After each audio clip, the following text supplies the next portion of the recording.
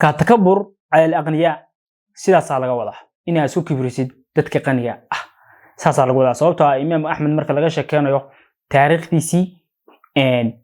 haday dadka waaweyn ee madaxda ee boqorada ay u soo dhiibaan lacag iyo jaayisooyin iyo hadiyado iyo waxaas uu ka diidi jiray aad iyo aad ayuu uga diidi jiray oo sadaqooyinka ka imanaya dadka hantida leh iyo waxaas ma garanaysaa muu aqbali jirin taasuna ما ها معناها قفكو إن مقارنة كبركي كلام معها لكن مقارنة وكبركي عادي هاي مقارنة دينا صفاءهان كبر لمودي لكن سواء أخلاق سريسة ولدون يقف كستوى مقارنة إنه كسفة سنابه ويسكيل عليه بدنا با مقارنة إنه ودتك قنية وينيسيو مركزته وحوينيسة دتك فقراء وينيسي صوبته أدقو عدة وينيسينيسيد يعدة سرق قادسيد المهم خصب كومها قفك دونتا وينيسيني كرتا قفك دونتا كر وقادي كرتا أدقي لاكيسة waxay sharaftu kugu jirto iyo wanaag wuxuu kugu jiro ayaa ku wacan inaad sibirtid dadka masaakiinta iyo dadkaas inaad dhinacooda u jejeedid saasa ku wacan laakiin hadii aad u jejeedid dhinacaas dadkaas waxa laga yaabaa in magaranaysa naftaada xoogaa naqsiya ay soo gaadho hay'ad dadka magaranaysa hantida leh iyo dadka boqorada ah inta masaakiinta diida sharaftu waxay kaga bilaabeen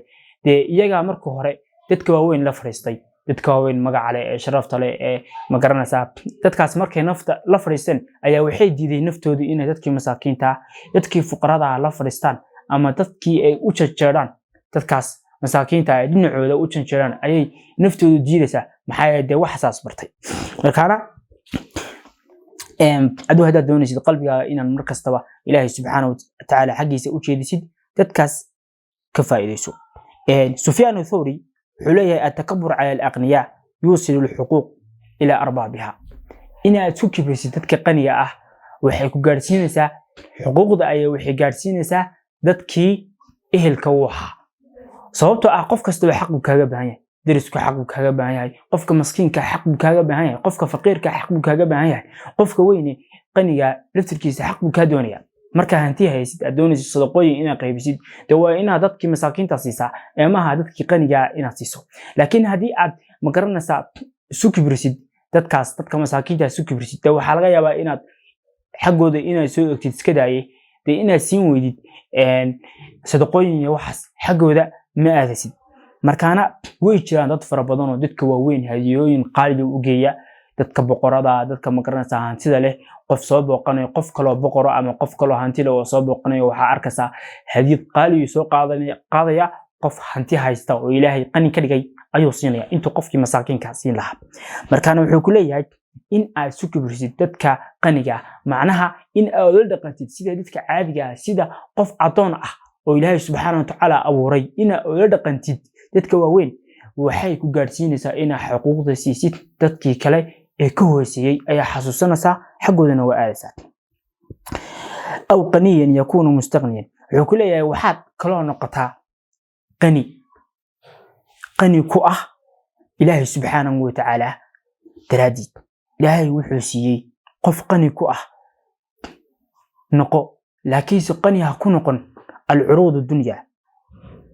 hantida Ilaahay subhanahu wa ta'ala ku siiyay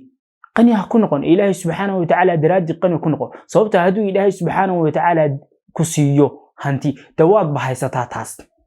قني نيو كامقنا مركا وحا هايسي هايسكو مشغولين وحا كامقن هذه أو إلهي سبحانه وتعالى إن قني كون قتد دينتيسا يوحو كو قري يو إلهي سبحانه وتعالى حقي سينا أوشجرتي حي النبي صلى الله عليه وسلم حجري القني شاكر له مثل أجر الفقير الصابر النبي صلى الله عليه وسلم حجري القني الشاكر قفك قنيا إلى كيس شكر النقه وحولي هاي أجر الفقير الصابر أجرك فقيرك السمرك بدن وكل أيوليه صوبتها إلهي سبحانه وتعالى قد نمدا يفقرك وامتحان تدك وكو امتحان لكن سمحال وكل دنيا قف قنيا hadduu ku shurunqo ilaahay subxaanahu watacaala wuxuu siiyey oo ah inuu sadaqaad ku bixiyo inuu waajibaad ku bixiyo in ma garanaysaa ayna ka jeedin diinta inuu isagoo diintiisii wata xoolahana si wacan u bixinaya hadduu sida ahaado qofkaas wuxuu ka fadli badan yahay qofkii kale ee maskiinka ee faqiirka laakiinse sabrayay oo qofka faqiirka waxaa la doonayaa inuu isna samro ilaahay baa ma garanaysaa faqiir ka dhigay waa caadi dhibaato ma laha ee samir oo waxyaalaha sifooyinka xun ka tag oo tuugnimada ka tag oo khiyaamada inaad xoolaha dadka khiyaamo ku qaadatid si khiyaama ka tag sababtoo ah waa baahan tahay Soomaa haddar waxa awooda xoolo inaad soo dhacay ama khiyaamaysid sababta ama haystid markaana maadaama ay jaaniskaas uu ku furan yahay iskaga tag oo ilaahay subxaanahu watacaala ku caasiin culimaduna way ka hadlaan qaniga iyo faqiirka ka fadli badan marka culimadu waxay dhahan labaduba ki ilaahay ka baqa saaladiri labaduba hadii ilaahay ka baqaan ke samir badan ki ku shurunqa ama ki ma garanaysaa ku sameeye waxyaalahaas ilaahay daraad qofkii qaniga haduu hantidii bixiyo oo ma garanaysaa hantidii bixiyo oo sadaqooyin bixiyo uu ka fadli badan yahay ka kale faqiirka ee samaraya ee ilaahay ka baqaya laakiin ma garanaysaa laga yaaba in ma garanaysaa uu isagu waxyaalo kala sii doono ama uu ku qanacsanayn ilaahay subxaanahu watacaala wuxuu u qoray laakiinse samri kaamil amarkuu la yimaado wuxuu la ajar yahay kii qaniga laakiin dhinac kalena marka laga eego ayaa culimadu waxay dhaheen qofka qaniga hadduu iimaan leeyahay oo diin leeyahay oo hantida bixiyo oo ka faa'iideysto waqtigiisa iyo hantidiisa uu ka fadli badan yahay qofka faqiirka ee shukri naqa oo isna iimaankiyo diinta wax kastaba leh uu ka fadli badan yahay sababtoo ah ma garanaysaa isagu waatay nabiga sallallahu alayhi wasallam asxaabtii u yimaadeen ee dhaheen de nimankaas asxaabta qani baa ka dhigtay oo hanti baa siisay waatuu yiri haddaad doonaysaan waxaad akhridaan adkaartii salaada marka laga baxo salaadaha subhanallah walhamdulillah wallahu akbar intaas